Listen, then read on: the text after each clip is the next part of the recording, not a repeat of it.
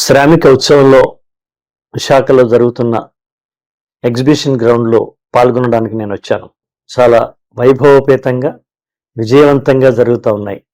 శ్రమ, శ్రామికుడు, శ్రమ కావ్యం, శ్రమ జీవితం, ఈ శ్రమోపనిషత్తులన్నీ బాగా ఇష్టమైనటువంటి ఇతివృత్తాలు. నేను కేవలం శ్రమ మీదనే ఒక కావ్యమే రాశాను, శ్రమ కావ్యం రాశాను. అలాగే శ్రమ గురించి ఎన్నో పాటలు రాశాను నేను. అది సినిమాలు అవ్వచ్చు లేదా ప్రజాగీతాలు కావచ్చు.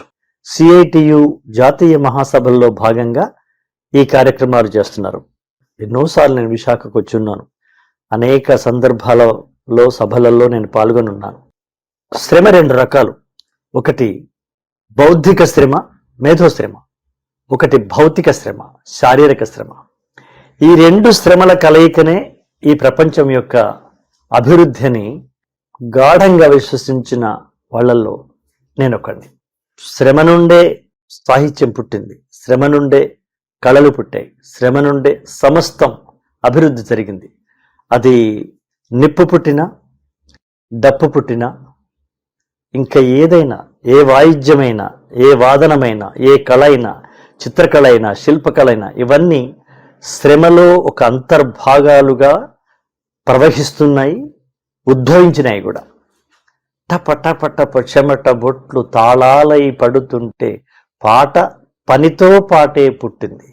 ఇలా ఇట్లాంటి పాటలు, పరికరాలు పుట్టించిన తెలివి కష్టజీవి, కష్టజీవులందించిన శ్రమ సంస్కృతి మనది. ఇలా ఎన్నో పాటలు రాసిన వాడిని. చాలా దిగునికోత్సాహంగా నేను ఈ కార్యక్రమంలో పాల్గొంటున్నాను. అనేకమైన జానపద కళారూపాలు, కళా ప్రదర్శనలు జరుగుతూ ఉన్నాయి. కవులు, కళాకారులు, రచయితలు, గాయకులు, ఒక పెద్ద పండుగ, కార్మికుల పండుగే. అసలు ప్రపంచ కార్మికుల యొక్క పండుగ లేకుండా అసలు ప్రపంచమే లేదు. ప్రతిరోజు కార్మికుల పండుగ చేసుకోవచ్చు. ఇది చెమట చుక్కలకు ఇచ్చే విలువల కోసం జరుగుతున్న ఈ సభలో నేను పాల్గొనడం చాలా ఆనందంగా, గర్వంగా ఫీల్ అవుతున్నాను. నమస్కారం.